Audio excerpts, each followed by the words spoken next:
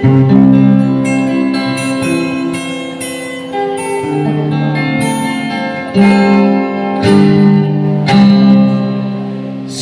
sa kabunabon,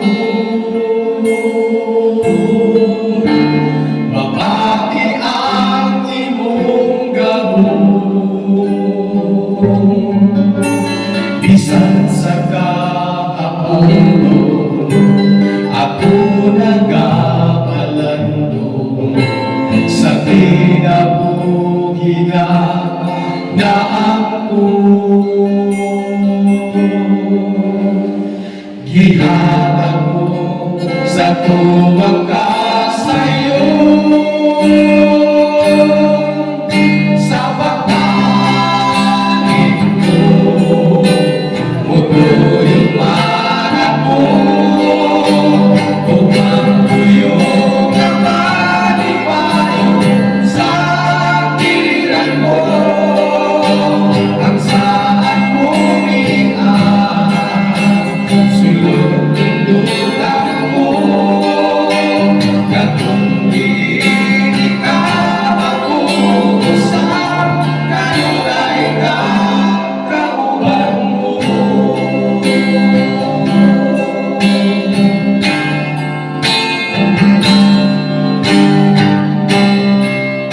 ang tagal nagkasakit,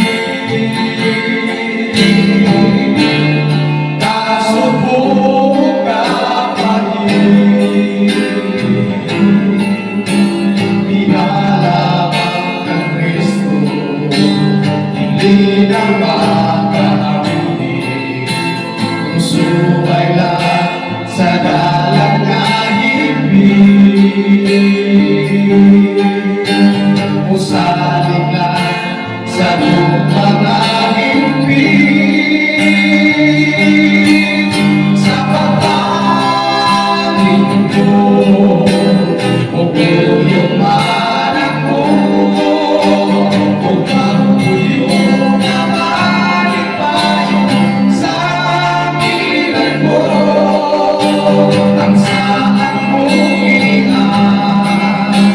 sulong pindutan mo, na kung hindi ka mag-uusap, kayo na ilang sa pagkain mo, upo yung anak mo, upang tuyong na malipayo sa tiran mo, ang saan mo sulong-pindutan mo, na kung hindi ka mag-uusap, ganun na rin ang kauban mo, na kung hindi ka mag-uusap, ganun na rin ang kauban mo.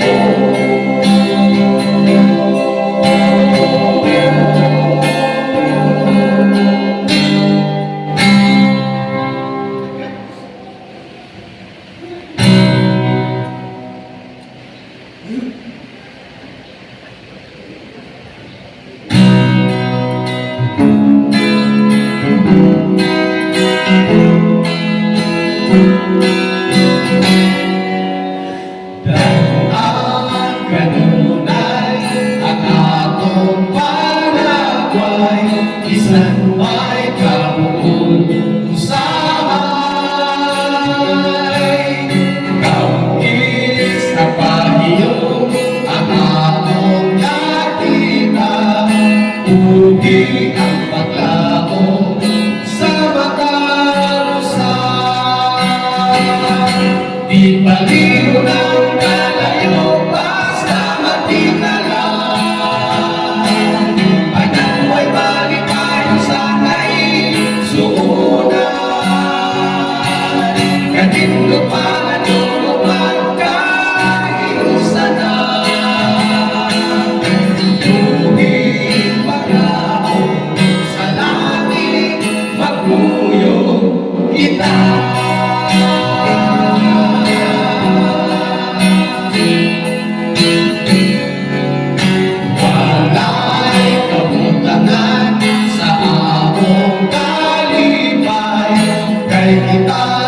nagkahimamatay.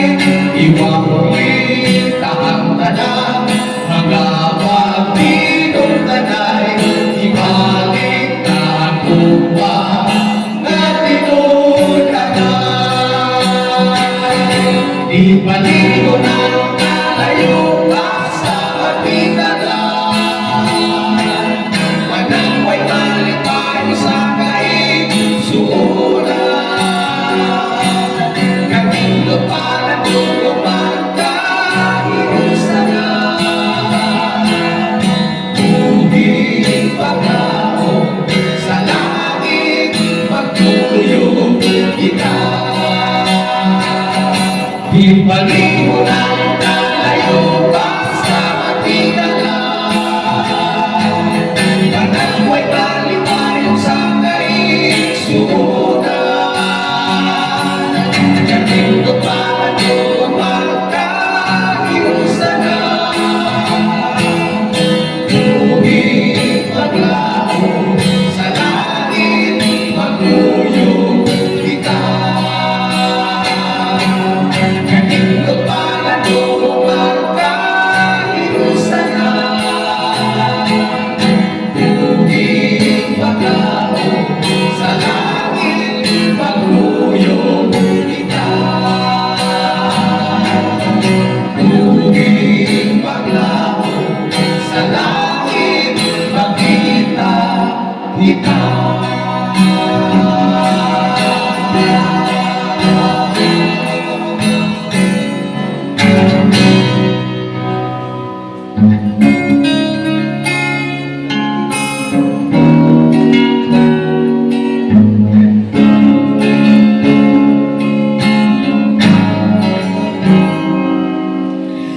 Dilit sulat ba na ako kilala? Tinitulay ka, puslanan. Ako na buming, may akong pinundan. Ang magbubuhat, mapasidungan. Pagkatapon sa akong nabangan, ikan sa kalipin ako nahayagan. Kung sa kinahubing ako iyang iatagan.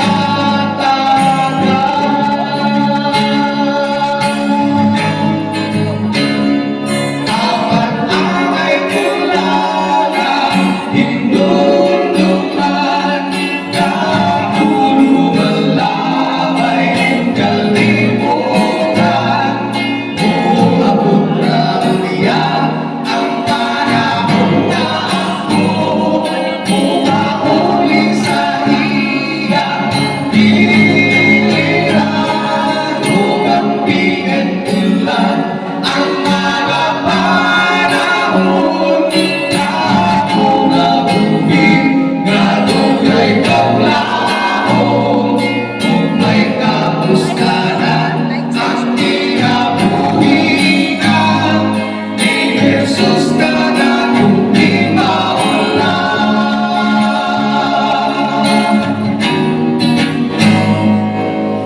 Dilit sulat ba na ako kilala? Itinulay ka, puskanan. Ako na buming, may akong pinundan. Ang magbubuhat, mapasidungan. Pagkagahon sa akong nabangan, ikan sa kalipin ako nahayagan. Kung sa kinahubing ako iyang iatagan.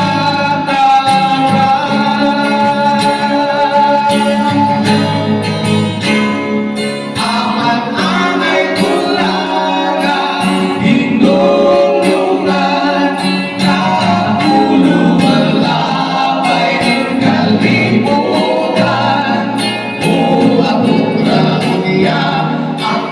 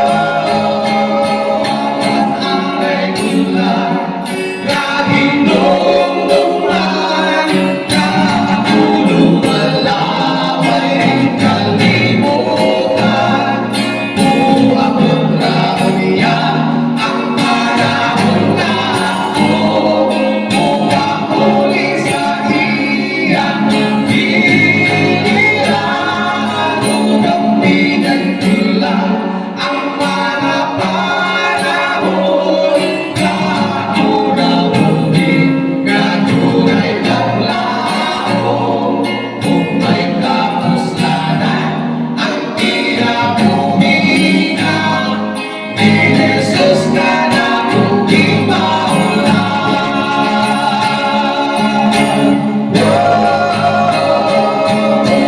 pinagkulang ang mga panahon na nabuhi nga dunay paglaom, kung may kapuslanan ang kinabuhina, ni Jesus ka na muling kung may kapuslanan ang kinabuhina, ni Jesus ka na muling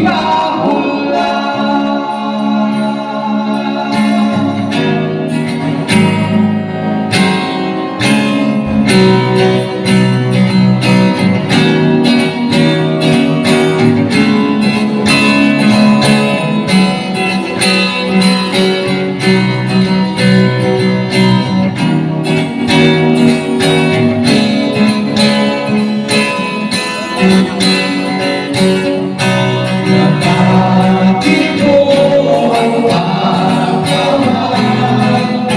Apat akong ibalipan sa panahon wapagdagan. Kay di palapit ang kalibay sa akong kalan.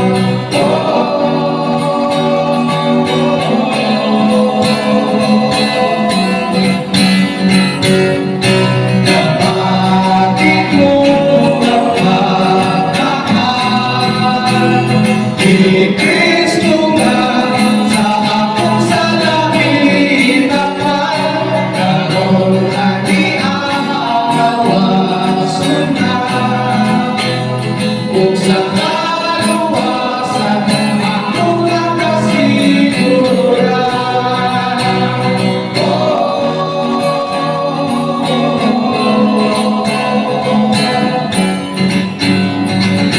Ako ang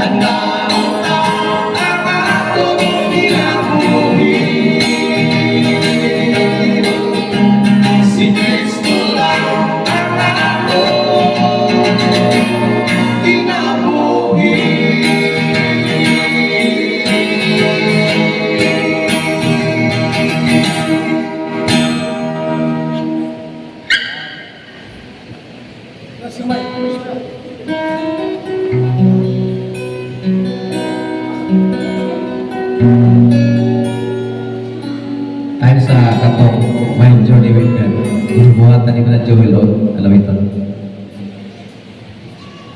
Iparelax ka ba itong mga kaigsunan? Mayong puntag, mga kaigsunan. Dili lang kay kini atong mga kaigsunan nga nag-awit karon. Basta lang kay nag-awit sila. Kada alawiton ni dunay mga sugilanon. At least ma-appreciate na to pag-ayo ang ilang alawiton kung nahibalo mo sa ilang mga background. Nganong nikaabot na ni sila bilis maggulo? Wala nila daw ha. Taga Zamboanga Peninsula ni sila, South Philippine Union Conference pa kaniadto. Hangtod nga Southwestern Philippine Union Conference na. O niya sa ZPM ang gigikanan nila. Nadiskubrihan ito ni sila mga isunan sa panahon na kita pa ang Ministerial Secretary and at the same time NDRIEL Director sa Zamboanga Peninsula. Sa kapanahon na nagbisita ko sa usa ka simbahan ug sila ang ipaawit. Yangyo ko nga mo mensahe sa patay pagkagabi, sila usap ang ipaawit. O na realize na ko nga ang ilang awit lahi sa tanan nga mga awit. Personal ako nga pagbati na siya. Gawas na Cebuano, kay particular ng bitaog Bisaya, na-attract ko sa mensahe sa ilang alawiton. So ang first attraction ako, ang ilang mensahe. Dili silang nag-awit, ang mensahe sa awit. Nga nung na-attract ko tungod kay ang ilang mensahe sa alawiton, may pagka kanang connected, is closely connected or related sa kampanya usab nato. Sugad pa kanato ni anang gitawag og revival and reformation. How to identify true revival in the last days. So kung to, ako na silang giuban sa akong paglibot sa tanang mga distrito sa Zamboanga Peninsula. Sila na ang gigamit ako nga mga pag-alawit sa dagko ng makatiguman sa Zamboanga Peninsula. Hantod miabot og Congress. Eleksyon na hantod nag-abot sa Hope Channel. Wala na sa ilang hunahuna. Atong tumura mga 20 pa. Siguro more or less 20 ka mga kanta ang nag-compose. Ang ilang composer kini Brother Joel Sumalino. Mga kauban na sila ko sa kasimbahan. Taot-taot na po ng iyang mga kantang mga less than or less 20. Pero wala kayo na pabuto ang kanta tungod kay inumdum ko sa una ang sigara na ito maka-appreciate ng mga awit katong mga English may English ka mga awit o may kabalo kung siya epektuan ni Dinis Magkulod kay mga lahi naman ikaw mga sinultihan.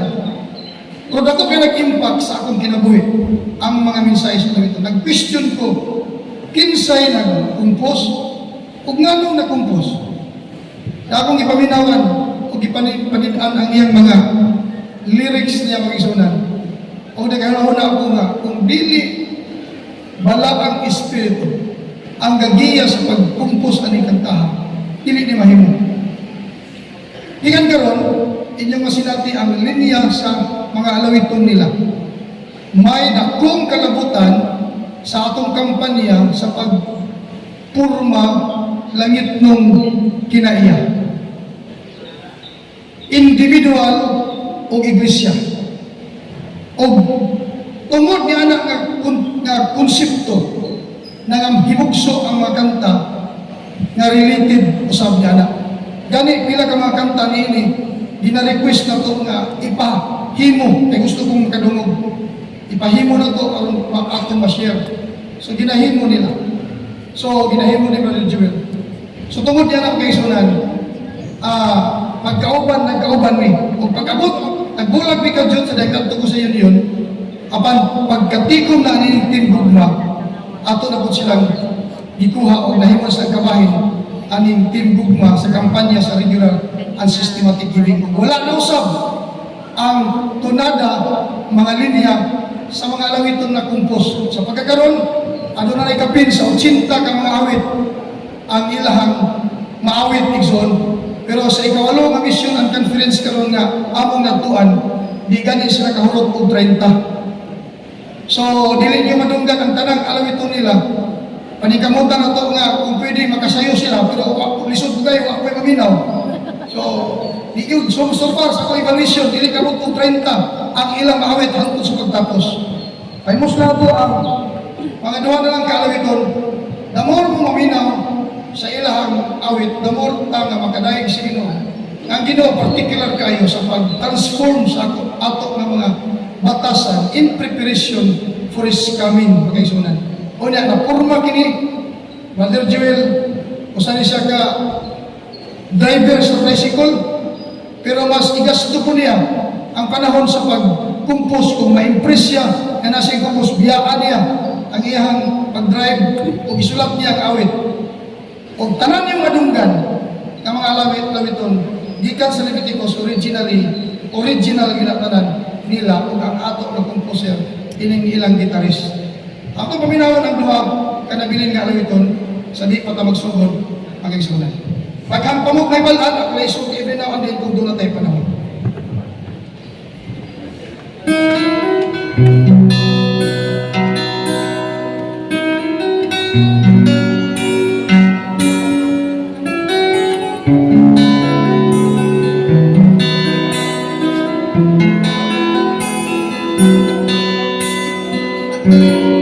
Samtang ako nagpadayon ng mangingin na panaw, bati ko ang kasakit ang umang kauhaw, bisan pa man may nagpabiling pagtuong gikunta, mao'y nagapadasiting tanan, kasakit halaig sa bayan, kay kinabuhi mao'y ibuti. Kani mo natin ko ang patuong dili mo luman, kay kaman ang Diyos na sasalat, mao'y ilugan, kung ipaganto'y nagdalan ko, isalin ka nimo, mao'y paglaro, ang tinabuhi na tayo.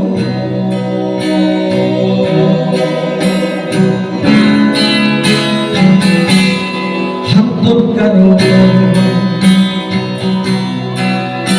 di ko pa makita ang kinutukan, may higayo na mapalo ang sugat kung di kumtan, di sa lisod piling panaw na ako giakilan, apan ano lahon ay sa lungga, mao'y magmadaogon ko ng Ginoo ang akong sundon. Kani mo natin ko ang patuong dili mo luman, kay ikaw man ang Diyos na sasalakot, mao'y nilukan, kung ipaganto'y nagdalan ko, isalin ka nimo, mao'y paglahon, ang tinabuhi na tayo. Isumang pinagitay sa pagkamakaroon, kung itong kailangan